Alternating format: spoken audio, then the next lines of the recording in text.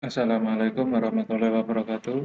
Bertemu lagi di channel Aryadin. Kali ini saya akan membagikan pembahasan trio 2 seri belajar guru P3K part 4 untuk P3K Guru SD tahun 2021. Bagi yang ingin gabung di grup WA maupun Telegram belajar P3K Guru SD, link grupnya ada di deskripsi video ini. Bagi Anda yang baru mampir di channel kami, jangan lupa untuk subscribe dan tekan loncengnya untuk mengetahui update soal P3K yang terbaru. Mari kita lanjutkan ke pembahasan. Sekolah sebagai lembaga pendidikan harus dikelola dengan efektif dan efisien, mengelola pembiayaan sehingga dapat mencapai apa yang menjadi program utama sekolah dalam pengembangan pelayanan pendidikan. Keberhasilan sekolah dalam pengelolaan tentunya tidak lepas dari peran kepala sekolah sebagai manajer pengelolaan dan pengembangan. Kepemimpinan kepala sekolah yang demokratis adalah kompleks budaya yang dijabarkan dari unsur kebudayaan universal yaitu sistem kemasyarakatan. Ini sudah pernah ada pada review pembelajaran IPS. Bahasanya keberhasilan sekolah tergantung kepemimpinan kepala sekolah, guru, tenaga kependidikan, komite, dan masyarakat. Jadi unsur kebudayaannya adalah kemasyarakatan. Soal nomor 2, perhatikan gambar berikut. Ini waktu menyusul, jadi mencari waktu menyusul.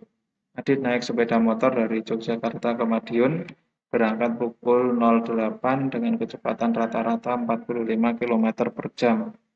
45 menit kemudian, Ari menyusul Adit mengendarai sepeda motor dari kota yang sama dengan kecepatan 60 km per jam. Ari dapat menyusul Adit pada pukul, ini jaraknya 180 km. Jadi di sini tidak saya blok merah jawabannya karena kalau saya hitung itu jawabannya tidak ada pada pilihan. Di sini saya hanya menjelaskan caranya saja menghitung bagaimana. Jadi yang dicari dulu adalah selisih jaraknya. Selisih jarak. Karena kan Adit berangkat lebih dulu. Di caranya KI 1, kecepatan 1 dikali perbedaan waktu.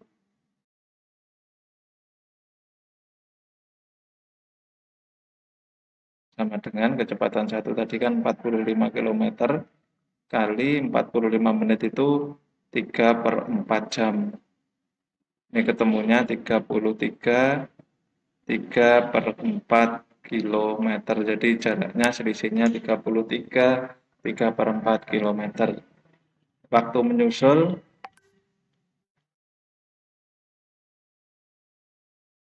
rumusnya adalah selisih jarak dibagi kecepatan 2 dikurangi kecepatan 1. Di bedanya kalau yang berpapasan itu kecepatannya ditambah, tapi kalau menyusul dikurangi. Berarti itu 3/4, kecepatan 2-nya yaitu 60 km per jam, ini berarti 60 dikurangi 45. Temunya 3/4 per 15. Ini ketemu 21/4 jam. Bisa dihitung seperti itu. 21/4 itu berarti ke sini ya. Ke sini berarti berangkatnya yang kedua karena jaraknya itu 45 menit berarti 08:45 ditambah 02:15 sama dengan ini 11:00. Jadi jawabannya adalah pukul 11.00. Di sini tidak ada jawaban, makanya tidak saya jawab. Caranya seperti ini. Jadi waktu menyusul itu rumusnya selisih jarak dibagi kecepatan 2 dikurangi kecepatan 1. Ketemunya 2/4 jam, 08:45. Jadi menghitungnya dari Ari menyusul tadi, berangkatnya kan 08:45 ditambah 2:15 ketemu 11.00. Kemudian soal nomor 3, ini juga keluar pada review sebagai guru taman kanak-kanak, Ibu Ati Kusumastuti memberikan pembelajaran kepada peserta didiknya. agar mengembangkan motorik halusnya dengan melakukan kegiatan yaitu menendang bola.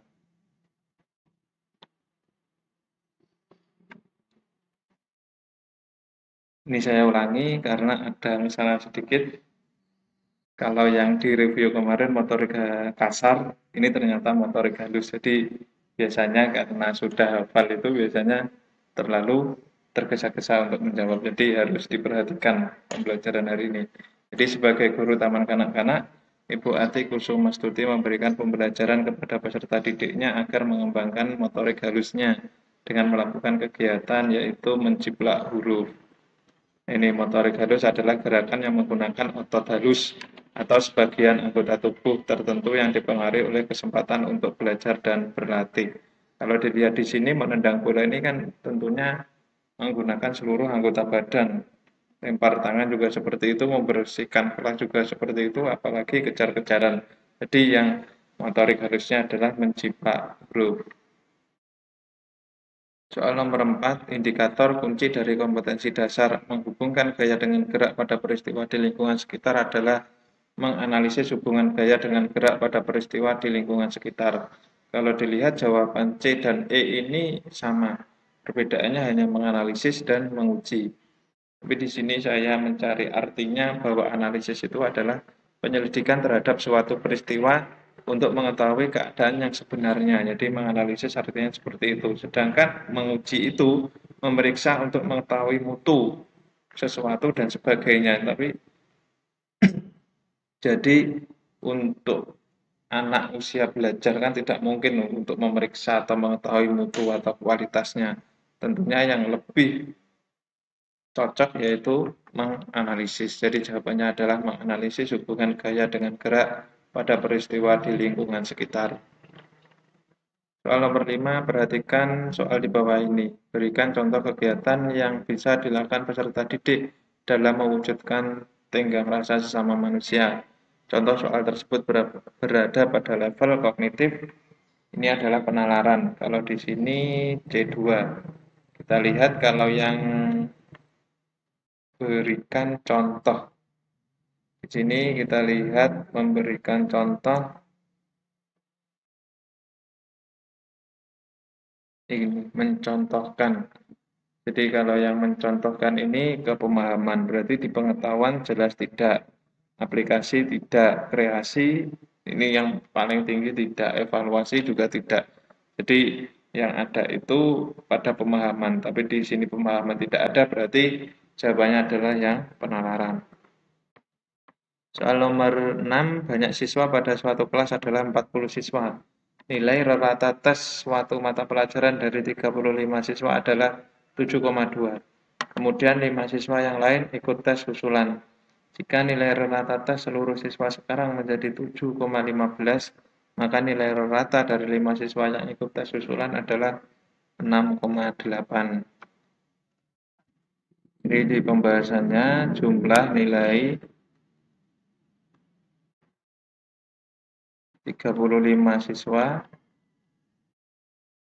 itu berarti 35 kali 7,2 ini nilai totalnya ya.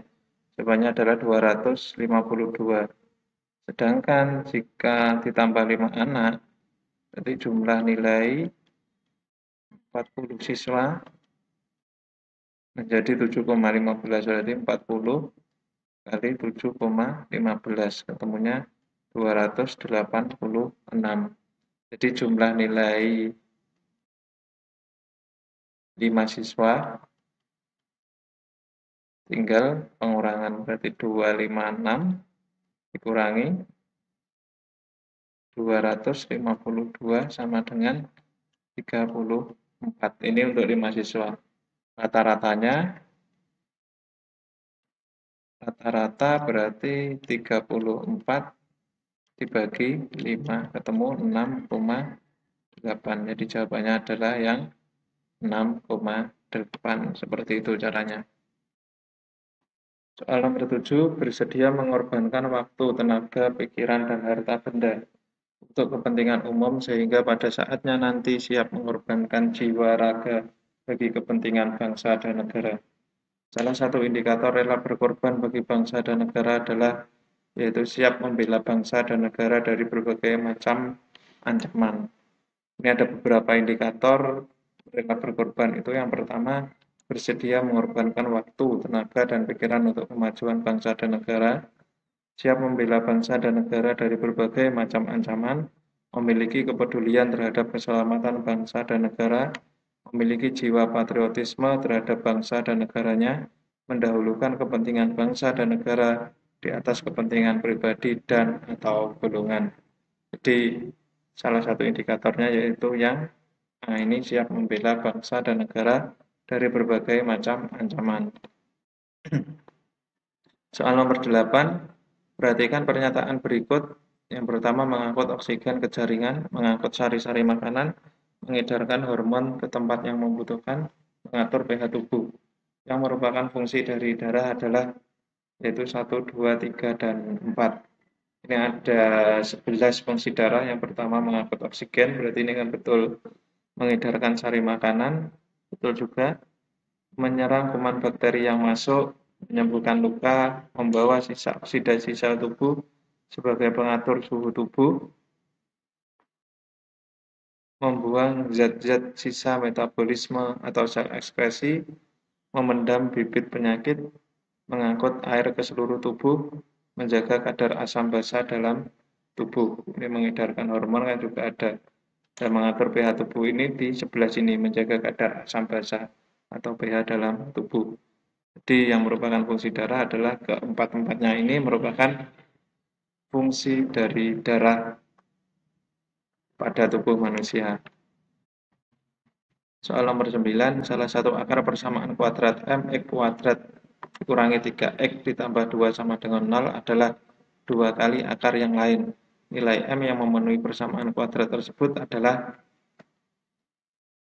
persamaannya kan seperti ini, berarti mx kuadrat dikurangi 3x ditambah 2 sama dengan 0. Ini kalau difaktorkan, berarti kan mx negatif 2, mx negatif 1. Sebenarnya dari sini saja kita sudah tahu bahwa ini kalau dihitung jawabannya kan ini. Jadi kalau M-nya ini lebih dari 1, otomatis ini bukan 2 hasilnya. Karena ini 2 sebenarnya dari sini sudah kita tahu bahwa M-nya ini 1. Tapi kita lebih lanjut ke pembahasan. Di sini diketahui X1-nya itu 2, artinya salah satu akarnya itu 2 kali akar yang lain. Jadi seumpama X1-nya 1, X2-nya ini 2, karena 2 kalinya.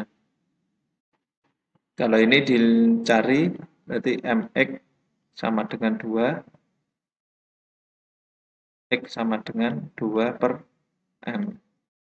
Kalau yang ini X sama dengan 1, ini negatif 1 kan kalau dipindah ke ruas kanan menjadi positif, berarti X-nya 1 per M. Selanjutnya ini dimasukkan di sini, X1 sama dengan 2X2. Ini gini ya. Saya beri tambah. X1-nya ini 2 per M. Sama dengan 2, X2-nya 1 per M. Ini ketemu 2 per M sama dengan 2 per M.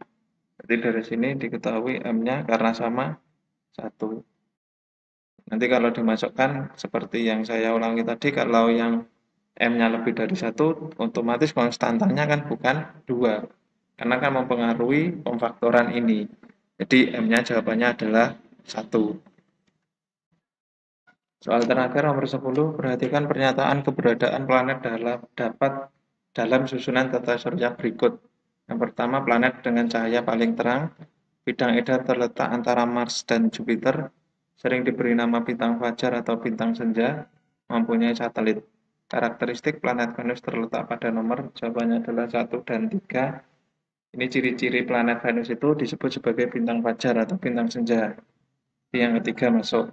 Warna putih kekuningan dan merupakan planet paling cerah dalam tata surya. Memiliki rata-rata suhu tertinggi dalam tata surya. memiliki arah rotasi yang kebalikan dari planet yang lainnya, punya bentuk, ukuran, dan komposisi yang hampir sama dengan planet Bumi, tidak memiliki satelit dan cincin, jadi tidak memiliki satelit. Jadi yang 4 ini salah. Yang kedua juga salah karena Venus itu antara Merkurius dan Bumi. Cukup sekian penjelasan pembahasan trik 2 seri belajar guru P3K 44. Nantikan untuk part 5-nya. Ada kurang lebihnya saya mohon maaf. Jika ada perbedaan jawaban semata-mata bukan digunakan untuk perdebatan, tetapi untuk pembelajaran. Jika ingin pembahasan part yang lain, ada di 2 video ini. Cukup sekian, ada kurang lebihnya saya mohon maaf. Terima kasih. Wassalamualaikum warahmatullahi wabarakatuh.